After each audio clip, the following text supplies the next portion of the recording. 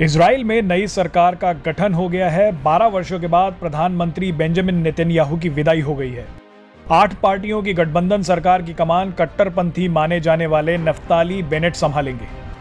नई सरकार बनने के बाद इजराइल की संसद नेसेट में जोरदार हंगामा हुआ, लेकिन सत्ता से विदाई के बाद बेंजामिन नेतन्याहू ने दावा कर दिया कि वो सत्ता में बहुत जल्द वापस आने वाले हैं।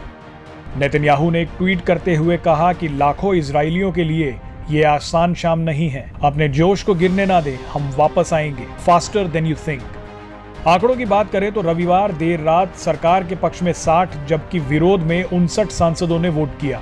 गठबंधन में शामिल राम पार्टी के अल हरूमी वोटिंग से गैर हाजिर रहे। सीधे तौर पर कहें तो गठबंधन सरकार और विपक्ष के बीच सिर्फ एक सीट का फासला है। नेतन्याहू इजराइल के सबसे लंबे समय तक रहे प्रधानमंत्री हैं। वो दक्षिणपंथी दल लिकुड पार्टी के अध्यक्ष रहेंगे और साथ ही विपक्ष के नेता भी रहेंगे। नई गठबंधन सरकार पर जब सांसदों ने मुहर लगाई तो नेतन्याहू बेनेट से हाथ मिलाते हुए संसद से बाहर चले गए। इजरायली सियासत में अस्थिरता कई सालों से नजर आ रही है। 2 साल में 4 बार चुनाव हुए, लेकिन किसी भी पार्टी को बहुमत नहीं मिला। प्रधानमंत्री बनने के बाद 49 वर्षीय बेनेट ने अपने भाषण में कहा कि ये शोक का दिन नहीं है, लोकतंत्र में यह सरकार का एक बदलाव है, बस और कुछ नहीं। नफ्ताली बेनेट की नजर इजराइल के प्रधानमंत्री की कुर्सी पर लंबे समय से थी। नफ्ताली की यामीना पार्टी को पिछले साल हुए आम चुनावों में मुट्ठी भर सीटों पर ही जीत मिली थी। नफ्ताली फिलिस्तीन राज्य की विचारधारा को ही स्वीकार नहीं करते। नफ्ताली बेनेट भले ही प्रधानमंत्री बन गए हो और उन्होंने गठबंधन भी बना लिया हो, लेकिन उनकी सरकार को लेकर लोग ज्यादा आशावान नहीं हैं। 8 पार्टियों के इस गठबंधन के पास बहुमत से सिर्फ एक ही सीट ज्यादा है।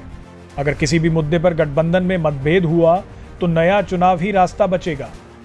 नफ्ताली का समर्थन इजराइल में सरकार बनाने के लिए महत्वपूर्ण था, क्योंकि किसी भी खेमे के पास बहुमत नहीं था। ये पहले से ही साफ हो गया था कि अगर कोई गठबंधन सरकार बनती है तो नफ्ताली के बिना नहीं बनेगी। नफ्ताली को बेंजामिन नेतन्याहू और विपक्षी नेता येर लिपिड के साथ प्रधानमंत्री पद साझा करने का प्रस्ताव दिया गया था। आखिरकार दक्षिणपंथी नफ्ताली ने मध्यमार्गी येर लिपिड के साथ जाने का फैसला किया, जबकि दोनों में विचारधारा के स्तर पर काफी दूरियां हैं। 49 साल के नफ्ताली को एक समय तक नेतन्याहू का वफादार माना जाता था।